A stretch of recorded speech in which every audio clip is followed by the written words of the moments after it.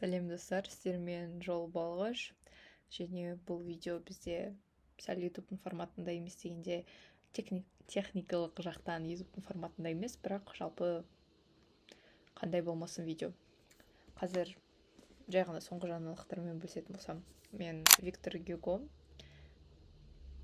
дұрыс айтып жатырған шығармын. Человек, который смеется кітабын оқып жатырмын. Бүгін бізде жексенбі және бүгін бұйырса мен бұл кітапты бітіру керекпін.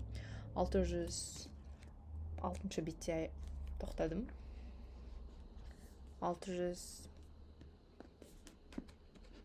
700 беттей бар. Бұл кітаптың өзінде 698 беттен аяқталады екен, ал мен 606 беттемін. Керемет кітап. Маған өте қатты ұнап жатыр. Білмеймін. Бұл кітапты маған қаншалықты ұнағанын сөзбен жеткізе алмаймын. Егер мына закладкалар көрініп тұрса, жай ғана қараңыздар. 100 бет қалса да мен бұл кітаптан әлі көп нәрсені күтемін. Бастапқы жақтарында немесе ортасында сәл сирек белгілеп бастадым, өйткені бір бетте бірнеше цитатадан және олардың барлығы бір ойландыратын сөздер, олардың барлығы бір, білмеймін, сөзбен жеткізе алмаймын. Кез келген ашып оқысан, мысалы 262 бет. Ум, как и природа, не терпит пустоты. Природа заполняет пустоту любовью. Ум нередко прибегает для этого к ненависти. Ненависть дает ему пищу. Керемет қой достар, керемет қой. Білмеймін, айта алмадым. Сәл қызықсыз жерлері дегенде, мысалы, қалай, білмеймін, Англияда қалай заң, қалай жалпы үкімет, соны қалай болады, парламент деген сияқты олардың билеушілері, лорд, пэр, герцог, барон дегендердің барлығы қалай жұмыс істейтінін және кім-кімнен кейін бір иерархия туралы бірнеше беттер бар, әрине, бірақ олар енді орынды, әйтпесе оларды жазбаса, не үшін жалпы бұл кітап жазылды деген сияқты, бұл сюжетқа байланысты және ол контекстті білу керек. Бірақ шатассам да жалпы басты сюжетін түсініп тұрмын және басты сюжеті маған ұнап жатыр. Түсініп тұрмын дегенде қалай, әркім енді әрқалай түсінеді. Мен түсінуім бойынша әйтеуір мен түсініп жатырмын. Явления, подвергающие нас в недоумении и именуемые нами случайностью в природе и случаем в человеческой жизни, следствие законов, сущность которых мы только начинаем постигать. Керемет.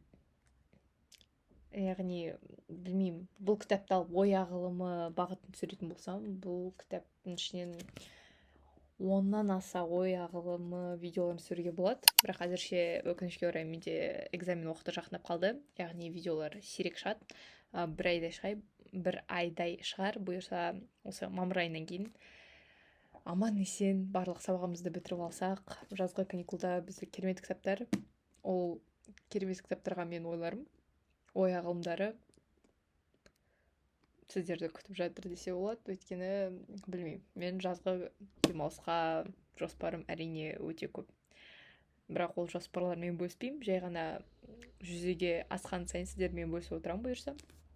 Ал бұл видео бізде жай ғана өзім туралы еске салып кету үшін және жалпы осылай өмірімде болып жатқан кітапқа байланысты жоспарлармен емес, өтіп кеткен нәрселермен күнделік ретінде бөлісу, солай шығар. Менде негізі монтаждау керек деген түсірілген дайын бір видео тұр. Білмеймін, бары 4-ақ минут. Неге әлі монтаждамай жүргенімді, осы аптада мүлдем оны монтаждауға уақытым болмады шыны керек. Сондықтан бұйырса бүгін осы 100 бетті аяқтап, андай соны жақындаған сайын жылдан бітіргенде келеді, соны дұрыстап білу үшін.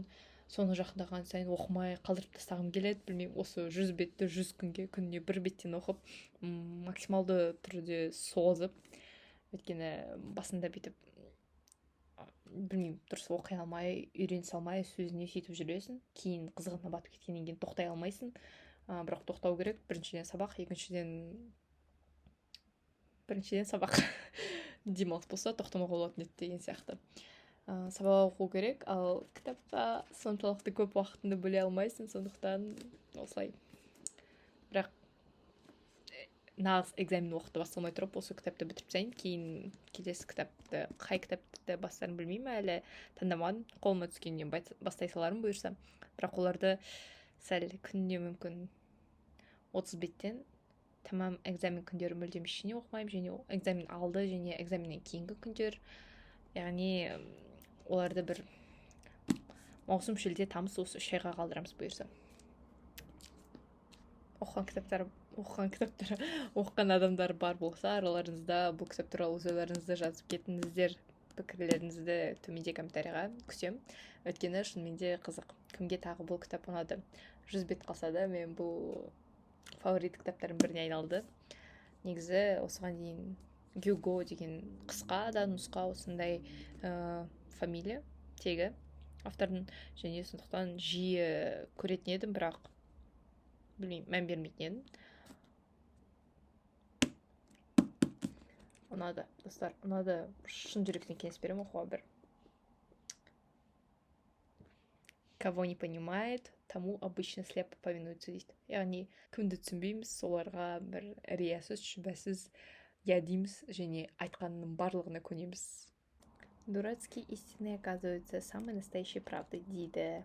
Он, вокруг которого все рушилось, почувствовал, что сам является чьей-то опорой дегенде, бұл енді цитата емес, жай сюжеттің бір қызық жері.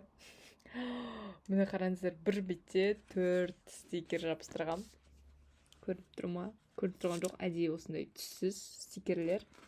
Шетінен осылай құттай болып шығып тұрады, бірақ сонда да әйтеуір 4 стикер жабыстырамын. Қараңыздар. Наблюдай, избегай бранных слов, наблюдай и только. Море все слышит. Компас один глаз, карта второй. Догадка хорошо, но знание лучше. Хорошо, хороша. Осел с дорожной карты стоит большего, чем прорицатель с его оракулом дейді. Яғни, нақты нұсқаулық бар болса, тіпті осел да жол табады дейді. Көріпкелге қарағанда. Прорицатель деген көріпкел ма? Шамамен сондай бір кісі әйтеуір. Нақты аудармасын білмедім. Бродячий человек страшнее бродячего зверя дейді. Ол да бар. Сау болыңдар. Бұл видео шығамашық бөлімі бір құдай өледі. Негізі бәрібір салып тастау керек. Ешкім көрмесе де, біреу көрсе де, әйтеуір өзіме естелік болады. Өйткені қазір бұрынғы видеоларды қарағанда күшті естелік. Және мен бұл кітапты аямай мыжырдым. Көрініп тұр ма?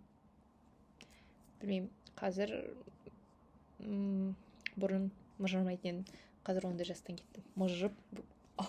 Мыжырып бүкіл жерге тасыйым. Қарындашпен керек жерлерін сызам. Енді бытшын шығарып, қолапайсыз, білмеймін, бір үйті қолдану емес. Жай шынымен де егер сызатын жері болса, ойын болса деген сияқты. Сызып, заметкасын жабыстырып бәрін.